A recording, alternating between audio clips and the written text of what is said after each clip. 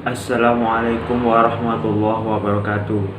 Di sini kelompok 3 akan menjelaskan tentang perspektif sosiologi ekonomi. Sosiologi ekonomi didefinisikan sebagai penerapan sosiologi dalam upaya menjelaskan fenomena ekonomi. Salah satu perbedaan mendasar dengan teori ekonomi konvensional adalah bahwa studi sosiologi pada peranan relasi sosial dan kelembagaan sosial dalam tindakan ekonomi. Dengan kata lain, pola-pola interaksi sosial dan kelembagaan yang dibentuk oleh manusia dalam upaya memenuhi kebutuhan hidup dan memperoleh keuntungan merupakan subjek utama kajian sosiologi ekonomi. Prinsip-prinsip sosiologi ekonomi. 1. Memperkenalkan suatu pendekatan baru dalam sosiologi ekonomi. Pendekatan baru dalam sosiologi ekonomi ini merupakan pertimbangan-pertimbangan kepentingan yang menentukan tindakan ekonomi, analisa pada kepentingan-kepentingan manusia, dan mengkaji kekuatan-kekuatan sosial yang mempengaruhi kepentingan serta konsekuensinya. Analisa ini dianggap lebih tajam dan realistis dibanding analisa pada level relasi sosial maupun kelembagaan. Yang kedua, mengemukakan konsep-konsep, ide, gagasan-gagasan, dan temuan-temuan utama pendekatan tersebut. Konsep kepentingan dalam analisa sosial. Konsep kepentingan yang dimaksud adalah sebagai konsep analitis untuk menganalisa realitas sosial yang dianggap nyata dalam kehidupan sosial dan merupakan hasil konstruksi sosial. Konstruksi sosial ini melibatkan konsensus, interaksi, dan habituasi. Dalam merealisasikan kepentingannya, aktor mengorientasikan dirinya pada aktor lain dalam beragam cara. Struktur sosial dengan demikian menjadi bagian analisa. Berbeda dengan ahli ekonomi, di mana hanya ada satu tipe kepentingan yang diasumsikan sepenuhnya dipahami melalui aktor yang memaksimumkan kepentingan ekonomi. Maka sosiologi ekonomi bebas untuk menggambarkan tradisi analisa kepentingan. Menurut tradisi ini, ada banyak tipe kepentingan yang berbeda dan dapat memiliki kombinasi yang berbeda satu sama lain. Dalam ekonomi, konsep kepentingan biasanya digunakan sebagai satu pengulangan. Perbandingan sosiologi ekonomi menurut Swedborg Weber. 1.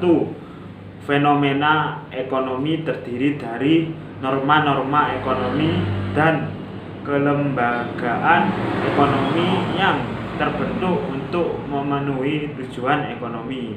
Yang kedua, fenomena yang relevan secara ekonomi adalah fenomena non-ekonomi yang memberi impak pada fenomena ekonomi. Yang ketiga adalah fenomena yang dikondisikan secara ekonomi adalah fenomena pada tingkat tertentu dipengaruhi oleh fenomena ekonomi. Sekian dari saya. Untuk materi selanjutnya akan dijelaskan oleh teman saya. Assalamualaikum warahmatullahi wabarakatuh. Nama saya Ibnu Zakaria, saya dari kelompok 3 ingin membacakan sedikit materi tentang perbandingan sosiologi tindakan ekonomi menurut Swedborg Weber dan Granovetter. Menurut Weber, membedakan analisa sosiologi tindakan ekonomi dari analisa ekonomi dengan mengajukan 3 unsur, yaitu 1. Tindakan ekonomi adalah tindakan sosial. 2. Tindakan ekonomi selalu melibatkan nama. 3. Tindakan ekonomi selalu memperhatikan kekuasaan terdapat 3 tipe ekonomi yang berbeda, yaitu kostum atau termasuk habit, selanjutnya convention atau norma, dan yang terakhir interest. Menurut Granovetter, memperkenalkan konsep dalam menganalisa tindakan ekonomi dibagi menjadi 3, yaitu 1. Tindakan ekonomi adalah suatu bentuk tindakan sosial. 2. Tindakan ekonomi disituasikan secara sosial. 3. Institusi ekonomi dikonstruksikan secara sosial. Kontribusi sosiologi ekonomi baru dalam analisa tindakan ekonomi. Sekian materi yang saya sampaikan. Kurang lebihnya mohon maaf. Wassalamualaikum warahmatullahi wabarakatuh. Perkenalkan, nama saya Siti Hari Ratu Hikmah. Saya di sini akan melanjutkan presentasi dari kedua teman saya yang tadi. Di sini saya akan membahas yang pertama tentang perbandingan sosiologi tindakan menurut para ahli menurut Coleman. Coleman mengemukakan bahwa ahli ekonomi telah gagal memperkenalkan relasi sosial dalam analisa mereka. Kumpulan para aktor secara sederhana tidak sesuai dengan fenomena seperti trust atau kepercayaan. Coleman mempunyai 3 subjek untuk menjelaskan hal tersebut. Yang pertama trust atau kepercayaan, yang kedua pasar, dan yang ketiga perusahaan. Ada beberapa pokok pikiran Coleman, antaranya 1. Dalam tindakan ekonomi tidak cukup membahas aktor dan kepentingannya, akan tetapi penting pula dibahas seperti sumber daya dan kontrol yang dimiliki. Jika seorang aktor memiliki kepentingan terhadap aktor yang lain, maka hal tersebut akan berinteraksi. Yang kedua adalah analisa kepercayaan. Yang ketiga adalah analisa model sosial. Model sosial didefinisikan Coleman sebagai adanya relasi sosial yang dapat membantu individu ketika mencoba untuk merealisasikan kepentingannya. Yang keempat, kemampuan perusahaan sekali orang menciptakannya untuk merealisasikan kepentingannya yang bertujuan untuk membangun kepentingannya sendiri. Bagi Coleman, perusahaan merupakan suatu penemuan sosial yang mendasar. Nah, dari pokok pikiran 4 di atas tadi, ada beberapa proposisi yang ditawarkan dalam pendekatan sosiologi ekonomi baru.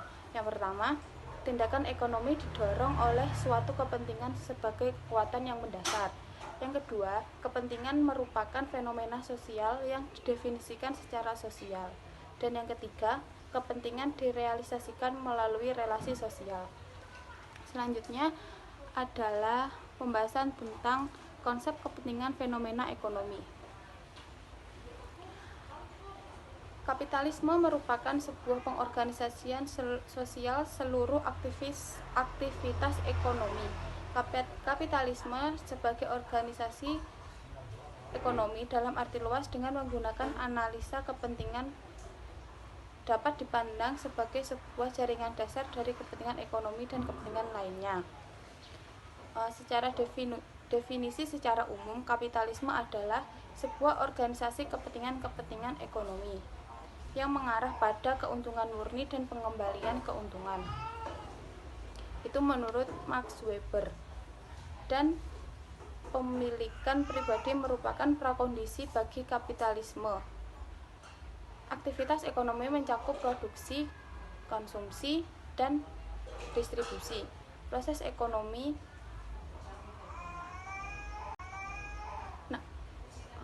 hal ini mengacu pada distribusi sebagai cara-cara pengorganisasian ekonomi memiliki 3 bentuk. Yang pertama, redistribusi, yang kedua, resiprositas, dan yang ketiga, pertukaran. Redistribusi digunakan dalam ekonomi yang didominasi negara, dan apa yang mendorong produksi adalah kebutuhan untuk konsumsi. Resiprositas digunakan dalam ekonomi berbasis keluarga atau kekerabatan, dan apa yang mendorong produksi adalah juga kebutuhan untuk konsumsi. Sedangkan pertukaran secara langsung berhubungan dengan keberadaan pasar dan mengarah pada kapitalisme. Alasan untuk berproduksi bukan hanya didorong oleh kebutuhan konsumsi, akan tetapi juga untuk mendapatkan keuntungan. Dalam sosiologi ekonomi, model dasar kapitalisme tersebut perlu dikembangkan. Produksi dapat dibagi menjadi tanah, tenaga kerja, modal, teknologi, serta mempertimbangkan aspek kebudayaan, kelembagaan politik, termasuk sistem hukum. Menurut Weber, bentuk kapitalisme rasional terutama terdiri dari keuangan yang lebih maju, produksi yang kontinu, dan adanya penjual dan pembeli tetap dalam satu pasar bebas. Sementara kapitalisme politik mencakup kasus di mana keuntungan dibentuk oleh negara. Ketiga, tipe kapitalisme dari Weber menyadarkan adanya suatu mekanisme dan di mana kedua tipe kapitalisme politik dan komersial tradisional tidak pernah sukses mengembangkan suatu perputaran feedback yang berfungsi dengan baik. Sekian dari kami, apabila ada kurang lebihnya kami mohon maaf, dan semoga materi yang kami sampaikan bermanfaat untuk semuanya. Sekian, wassalamualaikum warahmatullahi wabarakatuh.